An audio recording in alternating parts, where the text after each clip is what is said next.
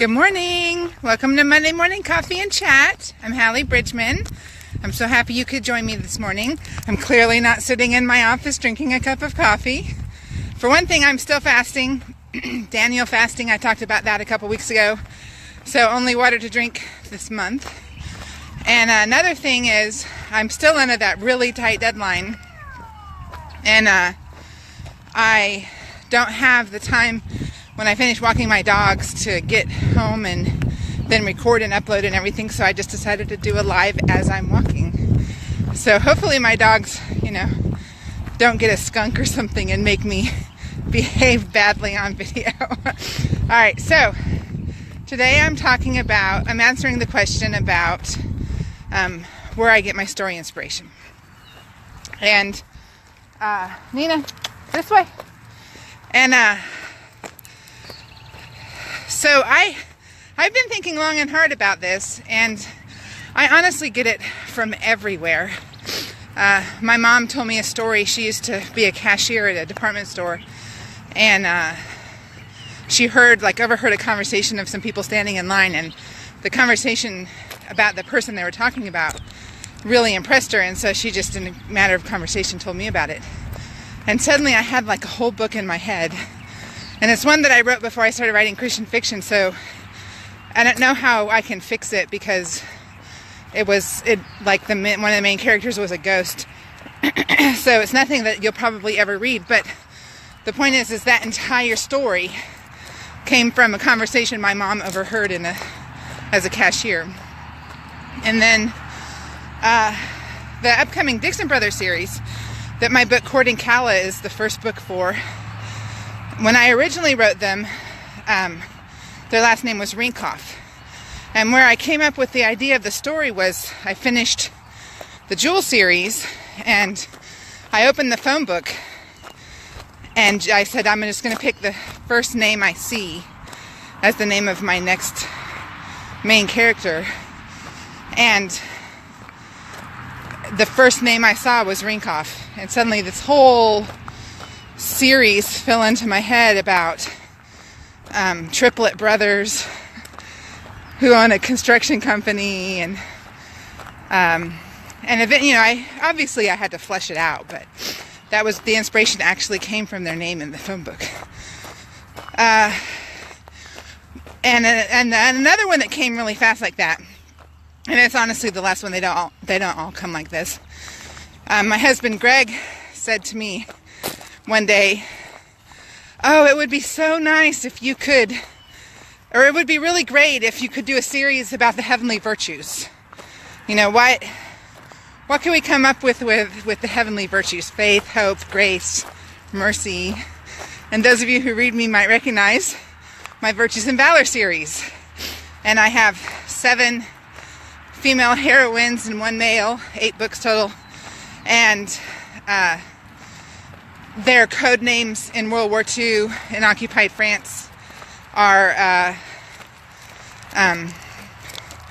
heavenly virtues. So, Helen Mulberry is faith, etc. So those are the ones that have come where it's been. Oh, and when he said that, I'd been wanting to write World War II, and I knew I would be writing spies. And so there was obviously something already, mulling in my mind. But when he said that, it was, I couldn't tell you how much of that story was immediately in my mind, just with the name. Oh, come up with something about the heavenly virtues. All right, so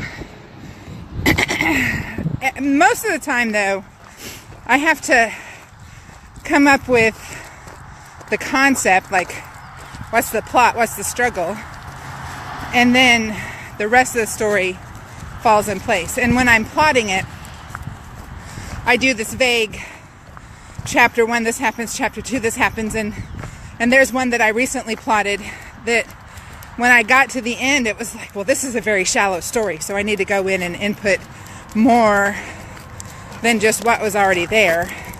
And so, in between these chapters I did this, and in between those chapters I did that, and then I threw in a hurricane, and that's in my upcoming chef series, in the second book in that series. So You know, some of them actually take some work, but a lot of it comes from simply people watching.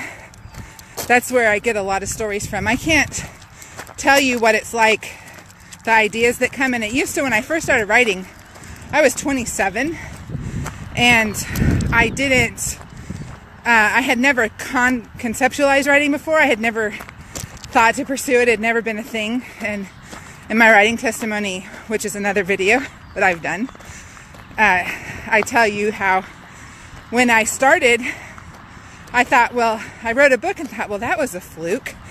I'll never do that again. And then, the ideas overwhelmed me and I couldn't stop them. Well, that hasn't stopped. I've just learned how to filter them. And so, you know, taking a walk with my dogs every morning, I might think of, without exaggerating, 10 or 15 different story ideas. But I don't like stop and write them all down anymore. Because I have so many on the burner. I mean, right now, talking to you right now, I've plotted out 8 books I haven't written yet for 2 different series. And so I just can't keep up with all of the ideas. I'll never be able to write as fast as my ideas come.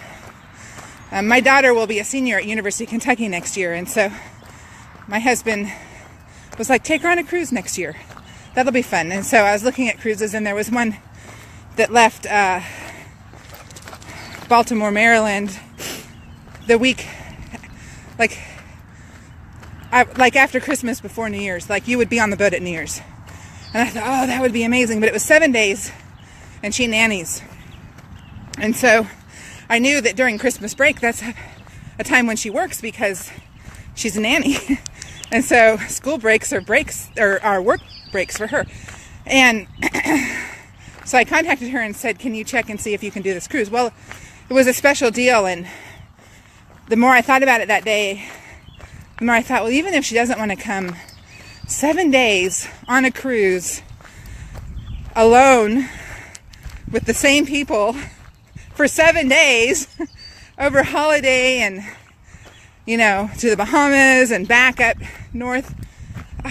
Imagine how much I could observe by myself if I was sitting there by myself. And when I went in, I told my husband, I'm just going to go do it. Whether she can come or not, I'm going to go ahead and buy 2 tickets. And if she can't come, then she can't come. But because it costs as much for one person to have a room as it does for 2 on a cruise ship. And by the time I went in to buy it, that special deal was over. Probably a good thing. But like, there was this part of me that was suddenly excited about the idea of being on a cruise ship for 7 days by myself, so I could just sit in a corner and watch people with a notebook in my hand and just the idea of the stories that would come. So anyway, so it's like this tap in my head, and I have to turn it off and on, and I have to open it up and let the idea come, and I have to like intentionally filter it to make it stop.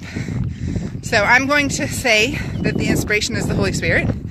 When I finally sit down to write the book, I pray before I start to make sure that the book I'm writing is the one that He wants me writing.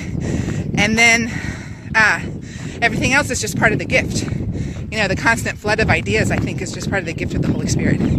So that was a great question. Like 3 or 4 people asked it, so I'm working my way through all those questions that people sent me. But if you have a question for me, go to my website, HalleeBridgeman.com.